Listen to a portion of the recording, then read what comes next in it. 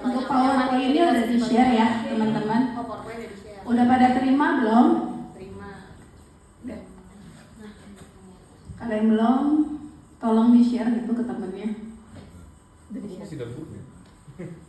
Masih dalam grup. Gak ada kan? Coba kan.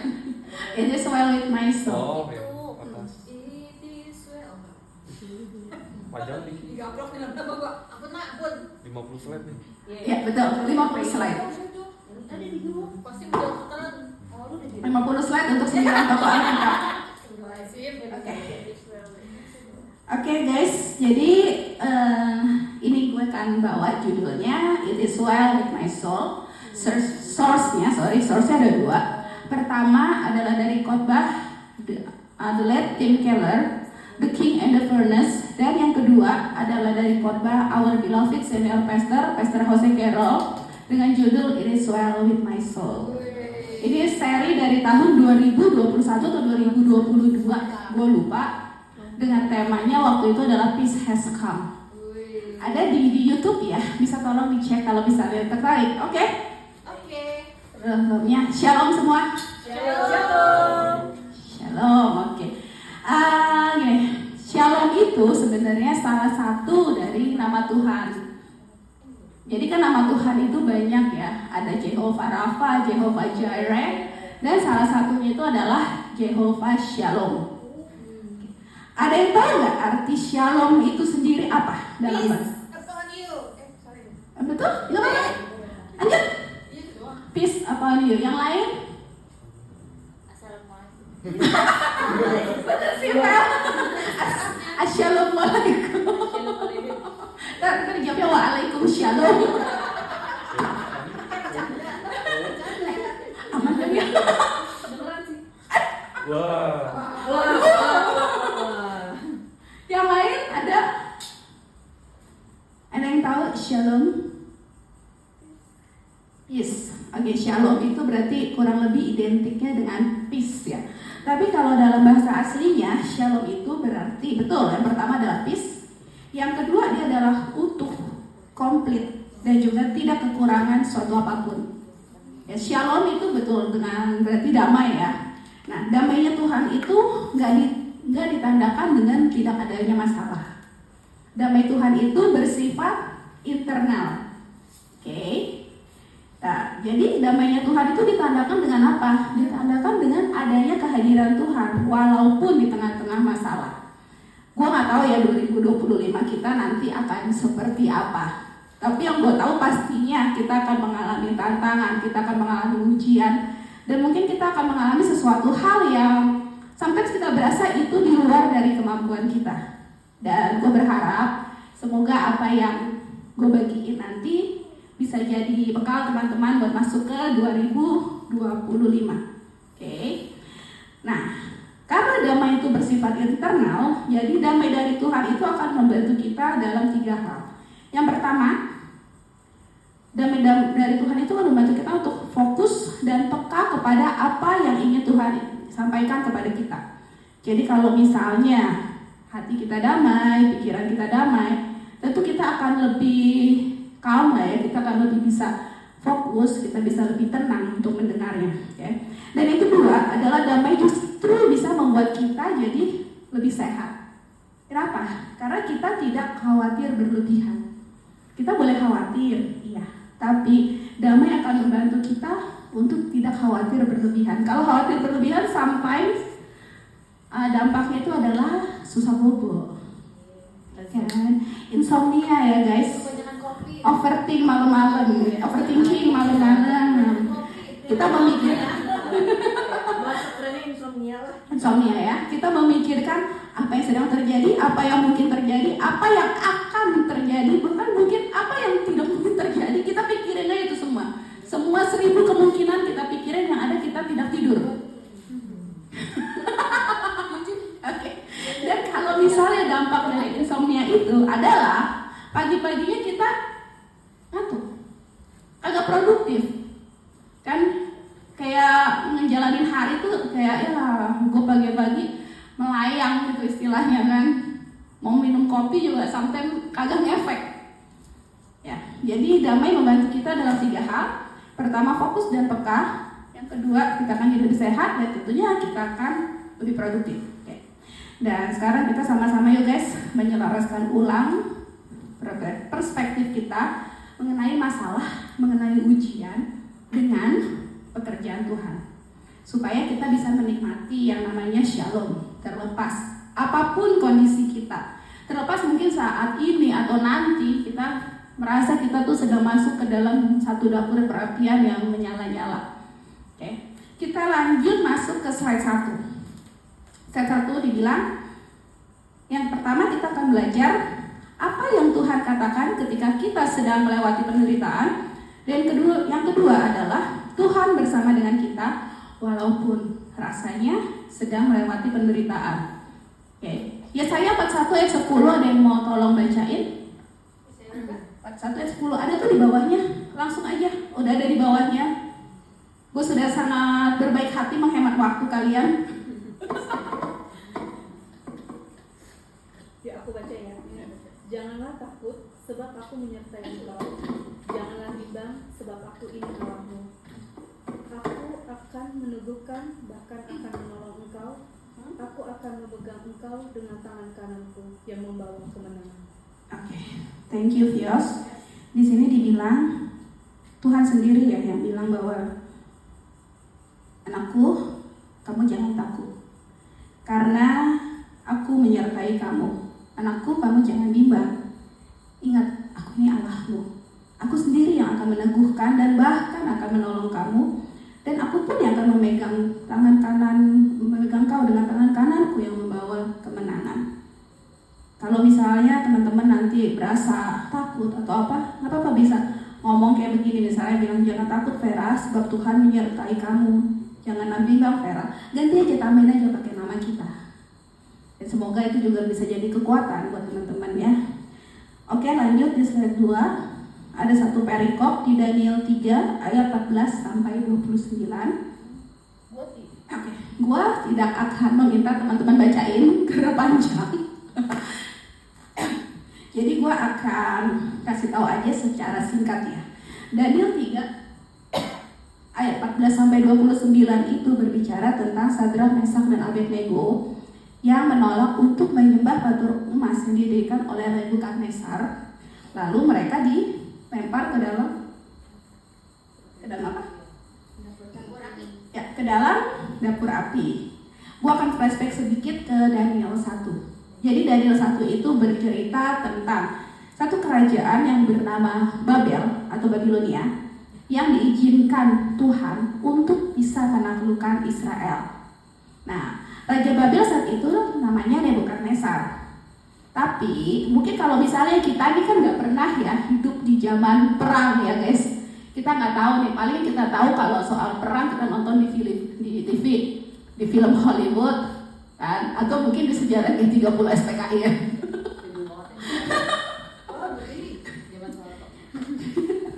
Ya, jadi buat kita mungkin yang namanya perang itu identik dengan perebutan kekuasaan lah, terus identik dengan yang namanya kekerasan, terus yang namanya penculikan atau bahkan penjarahan dan lain-lain. Tapi mungkin penaklukan yang dilakukan oleh Nebukadnezar itu berbeda guys dari apa yang kita bayangkan. Ini gue udah cari di Google, teman-teman juga bisa cari di Google atau tanya ke Mbak ChatGPT. Faktanya bahwa Nebukadnezar, atau sebenarnya kalau di sejarah itu namanya Nebukadnezar II, adalah raja Raja Babilonia yang paling besar. Dia paling terkenal. Di sini tulis ya, Nebukadnezar was the greatest king of Babylonia, was one of the most renowned rulers of ancient Babylon. Pencapaiannya itu banyak banget. Kalau misalnya teman-teman bisa cari atau mau cari di Google, di sini gue cuma tulis 2 ya. Yang pertama adalah kesuksesan dia di bidang militer. Dia itu terkenal tentang cerita kemenangannya terhadap bangsa Mesir dan juga tentang destruction of the kingdom of Judah. Dan kedua adalah architectural achievements, di mana dia mendirikan Taman Gantung Babilonia yang kalau nggak salah dulu sempat masuk ke dalam salah satu keajaiban dunia. Cuma gue nggak tahu ya, kalau sekarang dengar sih memang keberadaannya itu agak dipertanyakan ya. Tapi di sini tulis bahwa dia loh yang membangun Taman Gantung Babilonia dan juga infrastruktur dari Babilonia. Bisa dilihat nanti di Google ya infrastrukturnya seperti apa. Oke, kita lanjut ke slide 3. Nebukadnezar itu menaklukkan Israel pakai strategi. Jadi dia tuh enggak kayak dengan kekerasan menaklukkan Israel tuh enggak. Strategi dia itu namanya asimilasi, dan bahkan strateginya ini dibagi jadi 4 tahap. Semua ada di Daniel 1. Strateginya yang pertama adalah isolation. Tertera di Daniel 1 ayat 3-4. Jadi ketika Nebukadnezar sudah berhasil untuk menaklukkan kerajaan Israel, dia tuh memilih orang-orang pintar, orang-orang muda, cendekia, atau seniman dan lain-lain, orang-orang yang menguasai mungkin excellent lah di bidangnya. Terus mereka itu diambil dan dipindahin ke Babel. Salah satunya adalah Daniel, Sadrak, Mesak, dan Abednego. Itu masuk ke kelompok yang dipindahkan ke Babel. Bayangin ya, jadi dari satu kerajaan Israel yang udah hancur, terus dipindahin nih ke istana Babel. Itu strategi dia pertama ya, yang namanya isolation. Nah, salah satu dampak dari isolation itu adalah orang-orang yang ada yang dipindahkan ke Babel itu, mereka itu sudah tidak bisa lagi mendengar Torah atau tidak bisa lagi mendengar Taurat. Jadi dulu itu kalau Taurat itu kebanyakan tuh dibicarakan dan diperkatakan dari dari ayah ke anaknya itu. Jadi mereka banyak menyampaikan itu secara lisan. Kalau misalnya orangnya udah di isolation, tentu yang namanya Torah itu udah nggak bisa lagi didengar di lama-lama. Dan tentu yang namanya Allah Israel pun nanti mereka lama-lama udah nggak bisa dengar. Itu strategi dia pertama, isolation. Dia tidak punya. Dan yang kedua itu adalah education. Jadi mereka yang diisolasi ini, mereka itu diperlakukannya bukan diperlakukan secara buruk, guys. Mereka diperlakukannya justru secara baik. Mereka diajarin bahasa, mereka diajarin literatur, diajarin value, diajarin kebudayaan Babel. Jadi mereka tuh udah diisolasi, di tengah pengisolasian itu juga mereka dididik. Dan yang ketiga, strateginya adalah entitlement, atau mereka mereka tuh punya perasaan berhak, berperasaan memiliki terhadap Babel. Caranya apa? Dikasih makanan dan minuman yang biasa diminum oleh raja. Kebayangkan ya, gue jadi kan kalau misalnya dikasih gitu, dia berasa bahwa oh iya ya, berarti memang gue ini lama-lama kita akan punya rasa kepemilikan. Itu strategi dia yang ketiga, namanya entitlement, ada di Daniel 1 ayat 5. Dan strategi dia yang keempat, yang bagian dari asimilasi itu adalah identity change. Mereka dikasih nama Babel. Daniel, Sadrak, Mesak, dan Abednego. Ada yang tahu Daniel itu nama Babelnya siapa? Jadi soal quiz ya? Enggak ya? Karena kita nggak tahu. Daniel itu nama Israel, nama Babel dia adalah Belsazar. Sadrak, Mesak, dan Abednego itu nama Babel. Nama Israel mereka adalah Hananya, Misael, dan Asaria. Jadi, yes, Sadrak, Mesak, Abednego yang kita tahu itu justru nama Babel, bukan nama dari Israel. Itu namanya udah diganti. Dan yang namanya strategi ini, Nebukadnezar sadar itu strategi bukan strategi yang instan. butuh waktu 1-2 generasi sampai lama-lama yang namanya bangsa Israel itu kehilangan identitasnya dan mereka akhirnya jadi bangsa Babel. Termasuk mereka kehilangan nilai-nilai dan juga mereka kehilangan kepercayaan mereka sebagai orang Israel, sebagai umat pilihan Allah. Oke.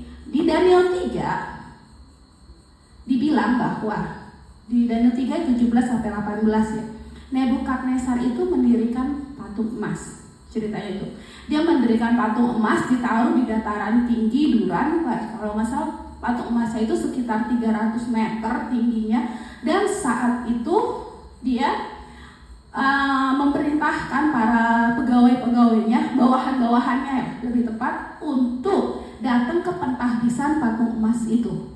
Termasuk di dalamnya Sadrak, Mesak, dan Abednego. Daniel tidak ada di situ. Mungkin kayak kalau dari yang gue dengar itu adalah Daniel lagi keluar kota, istilahnya dari convention keller gitu ya. Dia lolos. Nah, Sadrak, Mesak, dan Abednego itu saat itu jabatannya juga bukan jabatan biasa.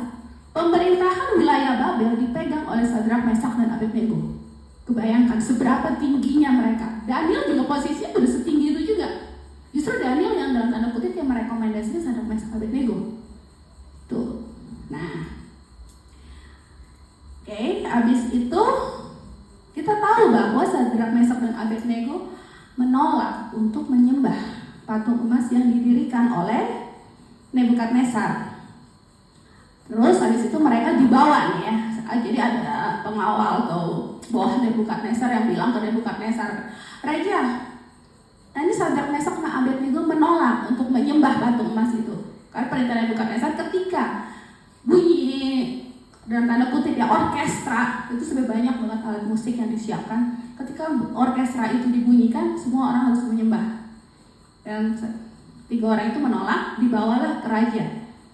Dan gue minta tolong bisa baca di Daniel 3 ayat 17-18 nggak?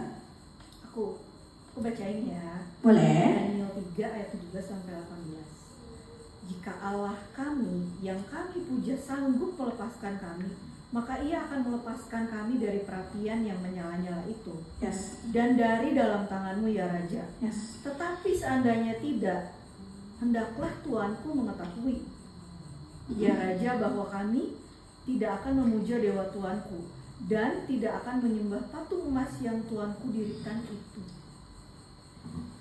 Oke, thank you Jevan. Jadi ini adalah jawaban dari Nebukadnezar kepada jawaban dari Sadrak, Mesak, Abednego kepada Nebukadnezar.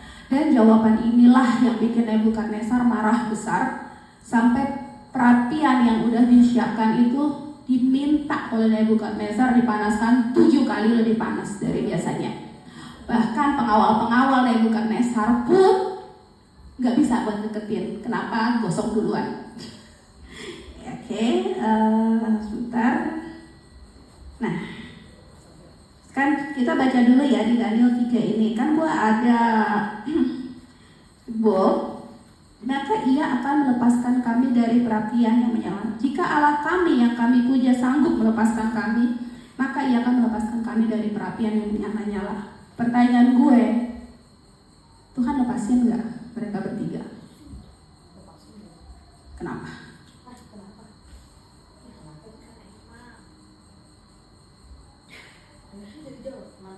Ada jawaban lain?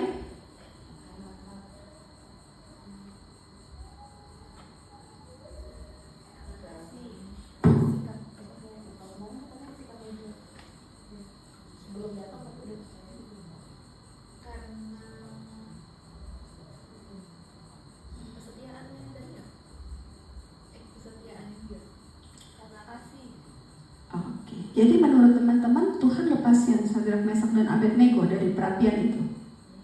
Oh enggak melepaskan dong, dibiarkan, tapi nggak melepaskan. Iya, betul. Tapi berarti intinya dilepasin atau tidak? Oh enggak dia. Tidak dilepasin. Dilempar Dilepaskan dari malapetakannya atau dilepaskan dari perapian, dia dilepasin nggak? dilepaskan enggak dong, kan dia tetap akhirnya kan masuk kan? Ya, that's right. Jadi Sadrak, Mesak, dan Abednego tidak dilepaskan Tuhan dari perapian itu. Dan mungkin kita nggak tahu ya, maksud gue membayangkan gue ini ada di posisi Sadrak, Mesak, dan Abednego. Gue yang lagi istilahnya menolak untuk menyembah patung emas yang tidak diberi nama itu, terus gue diancam, dan gue lihat nih di depan gue ada perapian, dan orang yang ngedeketin perapian itu aja nggak bisa karena udah saking panasnya. Wajar kalau misalnya Sadrak, Mesak, Abednego saat itu gue rasa takut. Mereka itu benar-benar yang namanya udah kayak pasrah aja, ya itu wajar secara manusia ya. Jadi Tuhan itu bukan Tuhan yang tidak hanya Tuhan yang seperti zaman Abraham ketika Abraham mempersembahkan Ishak. Ketika Abraham mau mengayunkan pisaunya untuk menyembelih Ishak, Tuhan bilang jangan kan. Tuhan bisa untuk bekerja seperti itu, Tuhan bisa melepaskan seperti itu. Tapi ada kalanya Tuhan tuh membiarkan kita, dalam hal ini membiarkan Sadrak, Mesak, dan Abednego untuk masuk dulu ke dalam perapian. Ketika mereka udah masuk ke dalam perapian, justru saat itulah mujizat terjadi.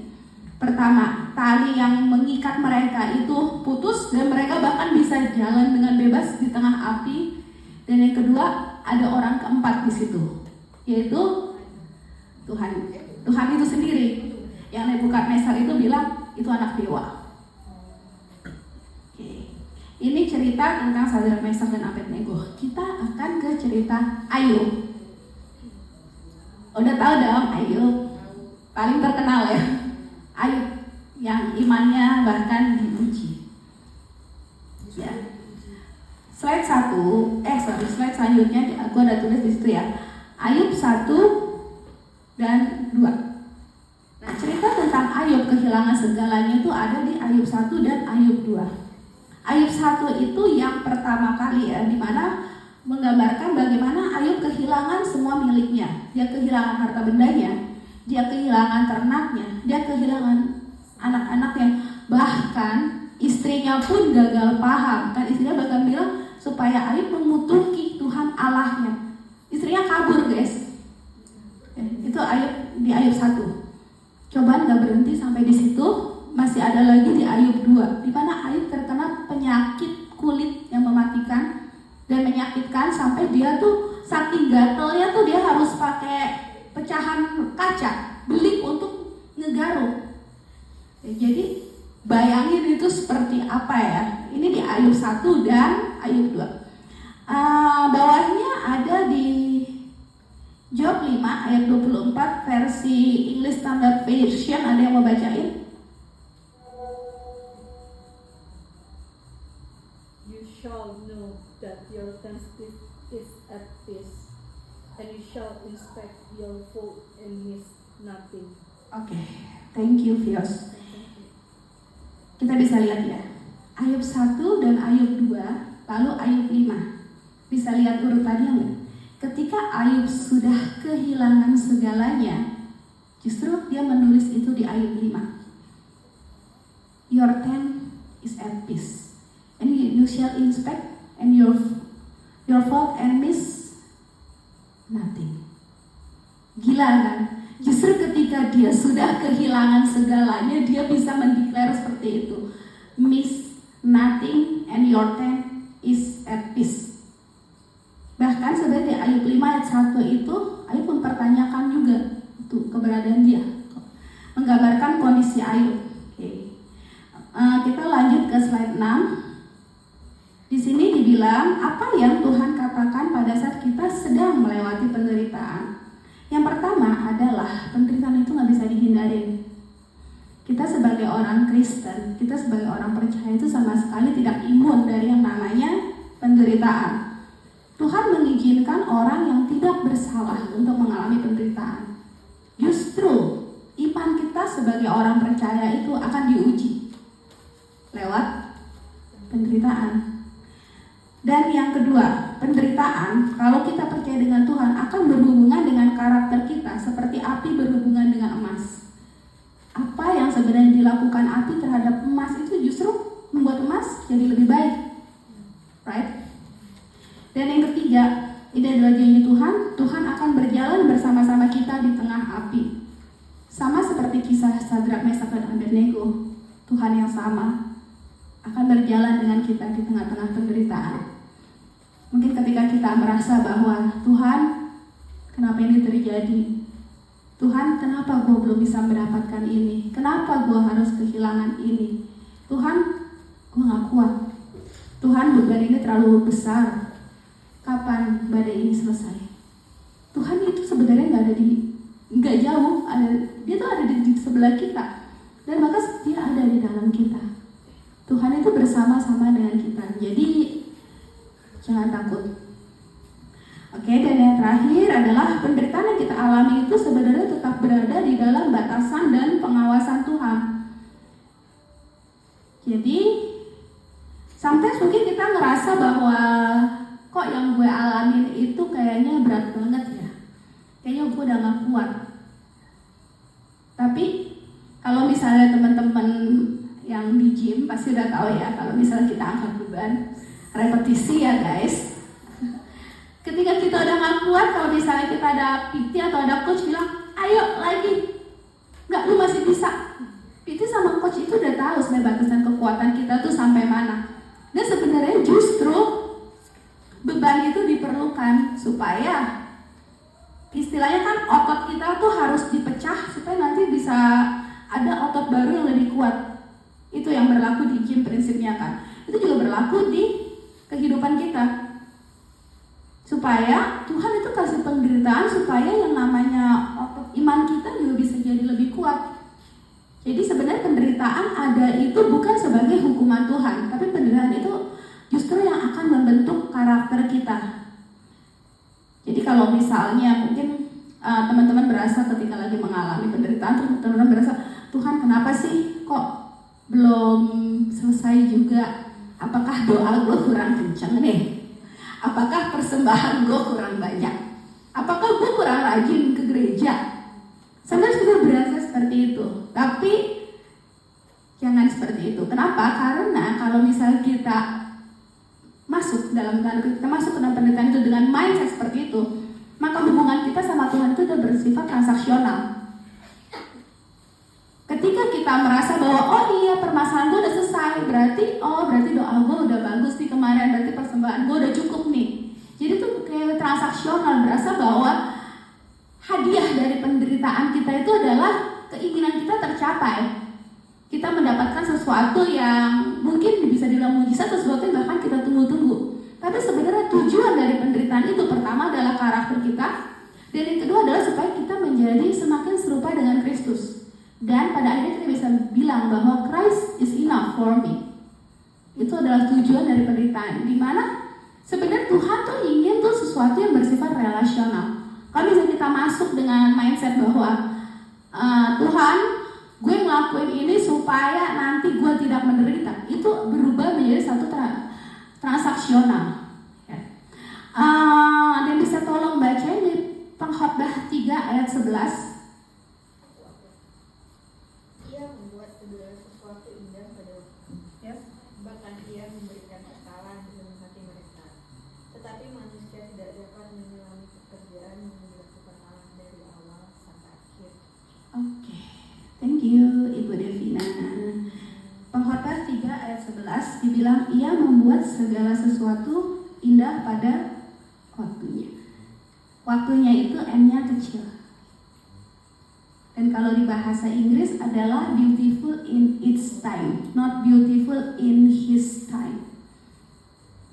Ada masa di mana mungkin kita senang, di situ ada keindahan. Ada masa di mana mungkin kita menderita, di situ ada keindahan. Musim panas, musim gugur, musim semi, musim dingin, masing-masing punya keindahannya sendiri. Instead kita komplain betapa panasnya suhu udara di musim panas, yuk kita belajar untuk melihat ada keindahan di musim panas. Atau kita komplain betapa yang namanya angin musim gugur itu begitu menusuk tulang. Ada keindahan kan di musim gugur? Yang suka jalan-jalan ke luar negeri nyarinya autumn kan? Ya kan? Atau misalnya kita komplain saljunya dingin banget sampai suhunya -2, -17.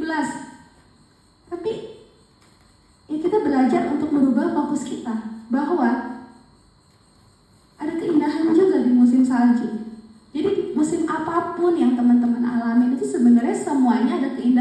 kalau misalnya musim kita lagi baik, kita gampang untuk menemukan keindahan itu. Ketika kita lagi dapat promosi, kita lagi naik gaji, kan? Gampang untuk menemukan itu. Tapi ketika misalnya di kantor, kok gue diperlakukan gak adil ya? Kalau misalnya kok apa yang udah gue lakuin ini gak ada hasilnya ya? Atau misalnya gue ngerasa bahwa kok gue tes ini tes itu gagal terus ya? Semua itu ada keindahannya. Jadi daripada kita komplain, kita ngeluh terus bilang Tuhan kenapa? Yang kita switch fokus aja supaya kita bisa melihat ada keindahannya, dan supaya di situ juga kita bisa melihat Tuhan pun memberikan damai, karena damai sejahtera Tuhan yang Tuhan kasih itu damai sejahtera yang melampaui segala akal. Damaiku kutinggalkan bagimu, dan damai itu adalah damai yang melampaui segala akal. Jadi bukti dari kehadiran Tuhan ketika kita mengalami penderitaan adalah kita itu mengalami yang namanya damai. Damai bersama dengan Tuhan, dan kita yakin bahwa siapa sih yang memegang hidup kita? Siapa sih sebenarnya yang memegang kendali atas kehidupan kita? Jadi kan kita terus berfokus pada masalah, kita fokus bahwa kita punya Tuhan yang jauh lebih besar dari masalah itu. Anyway, I speak it to myself juga sebenarnya. Oke, gua akan tutup dengan kisah mengenai Horatio Spafford. Ada yang pernah dengar? Ada yang pernah dengar? Horatio Spafford adalah seorang pengacara terkemuka dari Amerika Serikat. Dia juga seorang pengusaha. Pada tahun 1871, dia kehilangan sebagian besar kekayaannya karena kebakaran di area Chicago. Dan sekitar waktu yang sama, putra kesayangannya satu-satunya yang masih berusia 4 tahun harus meninggal karena demam berdarah. Berpikir bahwa liburan akan membawa kebaikan bagi keluarganya, dia membeli 5 tiket di kapal Villa du Havre untuk istri dan keempat putrinya. Dia sendiri nggak naik karena ada pekerjaan yang harus dia selesaikan. Jadi anak dan istrinya berangkat duluan. Namun saat melintasi kapal Samudra Atlantik, kapal itu mengalami kecelakaan, bertabrakan dengan kapal lain dan tenggelam. 200 korban jiwa saat itu, termasuk keempat putri Horatio. Istrinya Anna yang selamat, dia hanya bisa mengirim telegram singkat kepada Horatio dengan pesan, "Save Lord, what shall I do?" Horatio saat itu yang menerima telegram dari istrinya, bergegas berlayar untuk menemui Anna. Dia naik kapal yang lain, dan kapten kapal yang dia tumpangi yang sudah mendengar tragedi yang menimpa keluarga Spafford. Ketika kapal yang mereka tumpangi melewati Samudra Atlantik, dia memanggil Horatio dan dia bilang, "Ini adalah tempat di mana keempat putrimu tenggelam. Ini adalah tempat di mana tragedi itu terjadi. Ini adalah tempat yang merenggut nyawa keempat orang putrimu." Horatio saat itu dirundung duka yang sangat mendalam. Dia menulis sebuah puisi sebagai ungkapan iman dan ketenangan jiwa. Dia mengatakan di mana dia kehilangan putrinya.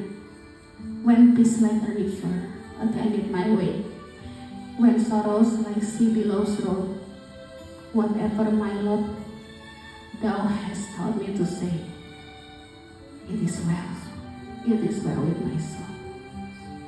Tenanglah, tenanglah jiwaku. Damailah jiwaku. Pada saat damai itu mengalir seperti sungai, walaupun ada kepedihan dan kesedihan yang menggulung seperti ombak, apapun yang harus kita pikul dan alami, Tuhan telah mengajarkan kita untuk mengatakan, damailah jiwaku. Gue gak tahu apa yang belum tercapai di hati teman-teman. Gue juga gak tahu pergumulan apa yang ada di hati teman-teman, ketidakadilan apa yang teman-teman alami, mimpi apa yang belum tercapai, atau apa yang direnggut dari teman-teman semua yang menyebabkan teman-teman tuh marah dan kehilangan damai. Tapi tahu adalah Tuhan tuh peduli. Tuhan sebenarnya pengen supaya teman-teman bisa mendapatkan itu semua. Kenapa Tuhan gak kasih? Yang mungkin karena Tuhan lebih tertarik untuk membentuk karakter dan pribadi teman-teman. Serahin semuanya ke Tuhan. Kasih semuanya di bawah kaki Yesus. Dia yang datang ke dunia untuk memberikan kita damai. Oke, gue akan kasih waktu untuk teman-teman bisa berdoa masing-masing kepada Tuhan. Katakan aja apa yang mau teman-teman bilang. Kekecewaan, kemarahan, ungkapan syukur, apapun. Tuhan kasih waktu.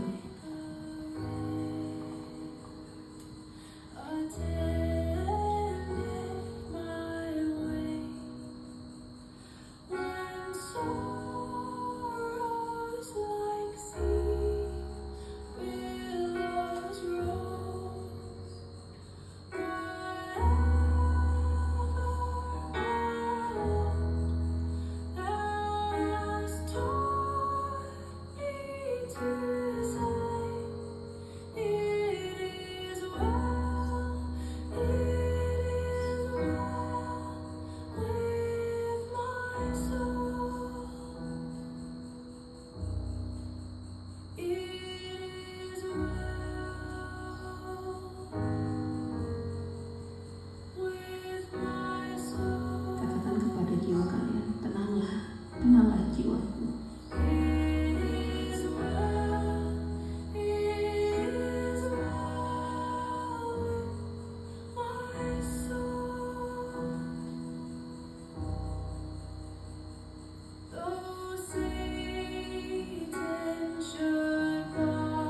Mungkin teman-teman ada yang berbeban berat, ada yang mau bilang bahwa Tuhan ini gak adil. Aku sudah mengupayakan semuanya, tapi kenapa? Bilang ke Tuhan, Dia peduli guys.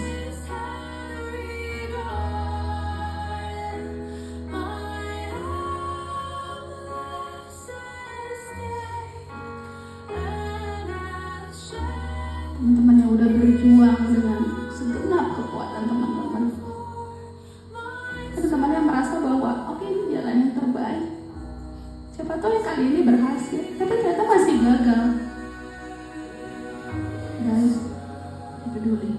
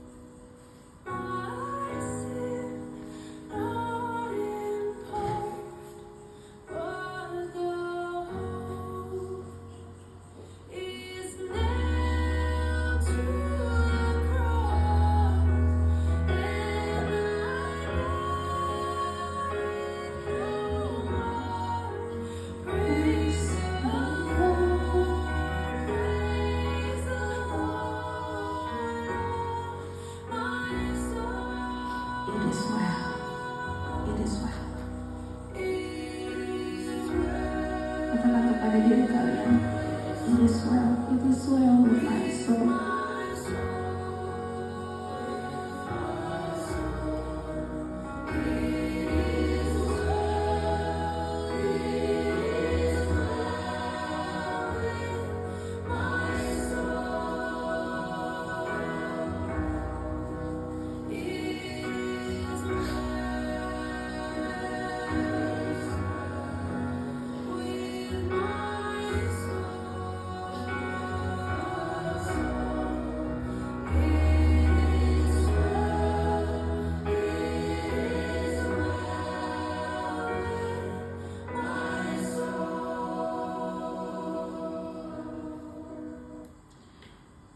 Mari kita satukan hati, kita masuk ke dalam doa. Tuhan Allah Bapa kami, Tuhan yang Maha mendengar, Tuhan yang peduli akan kondisi kondisi dan keadaan kami.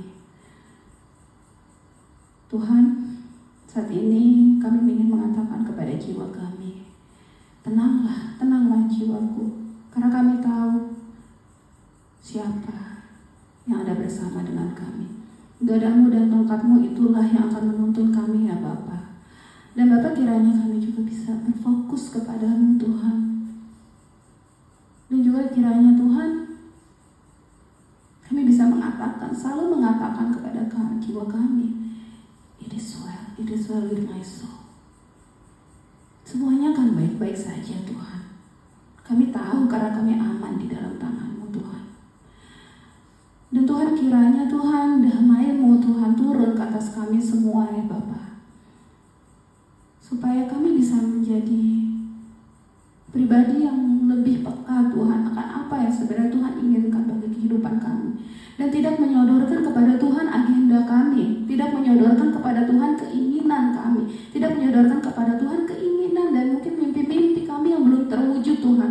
Kami tahu ada banyak sekali yang belum terwujud Tuhan, dan kami tahu Tuhan bahwa Kau sebenarnya ingin kasih ke kami Tuhan melebihi dari kami ingin mendapatkan itu bagi diri kami sendiri ya Bapa. Tapi Bapa, jika mungkin saat ini Kau belum memberikan kepada kami Tuhan, kami percaya Tuhan bahwa sebenarnya Kau tahu apa yang terbaik bagi kami, dan Kau tahu Tuhan saat yang terbaik di mana kami bisa menerimanya. Bapa, kiranya apabila kami masih ada di dalam satu musim di mana kami harus menunggu Tuhan, kami harus berusaha, tapi mungkin kami belum menemui jalan terang Bapa. Dan mungkin Tuhan kami ada di dalam musim di mana kami merasa bahwa kami ini diperlakukan secara tidak adil. Entah di rumah, entah di kantor, entah dimanapun Tuhan. Di mana mungkin kami harus menderita ketika kami mempertahankan iman kami, dan bahkan mungkin ketika orang-orang bahkan mempertanyakan iman kami ya Bapa. Kiranya Tuhan, Kau saja yang menguatkan kami. Dan terutama Tuhan ketika kami nanti masuk di tahun 2025 Tuhan, terlepas resolusi apapun yang kami tulis Bapa, kiranya Tuhan kami bisa memberikan agenda kami ke dalam tangan-Mu ya Bapa. Kiranya kami bisa makin berserah, kami bisa makin dikuatkan Tuhan, dan kami bisa makin percaya Tuhan, dan bisa berkata bahwa it is well with my soul. Tuhan, kata-kataku terbatas Tuhan, tapi aku percaya Tuhan bahwa Roh Kudus-Mu sendiri Tuhan yang berbicara kepada mereka Tuhan, pribadi lepas pribadi, di dalam setiap permasalahan yang mungkin mereka alami Tuhan. Mungkin mereka mengalami permasalahan yang berbeda satu dengan yang lainnya Tuhan, tapi Tuhan, kiranya Tuhan Kau sendiri yang bisa untuk menghibur mereka, untuk memberikan damai di hati mereka ya Bapa. Dan juga Tuhan, apabila mungkin saat ini musim mereka sedang baik saja Tuhan, kiranya juga mereka tetap bisa memuji dan bersyukur kepadamu ya Bapa. Dan kiranya juga Tuhan, mereka juga tidak menjadi lupa akan kebaikan-Mu Tuhan, dan kiranya juga mereka Tuhan bisa mencari Sang Pemberi berkat lebih dari berkat itu sendiri. Terima kasih Tuhan, dan aku serahkan acara selanjutnya hanya ke dalam tangan-Mu Tuhan, hanya ke dalam nama Putra Tunggal Allah yang telah datang ke dunia untuk kami semua Tuhan. Di dalam Tuhan Yesus Kristus kami telah berdoa. Haleluya. Amin.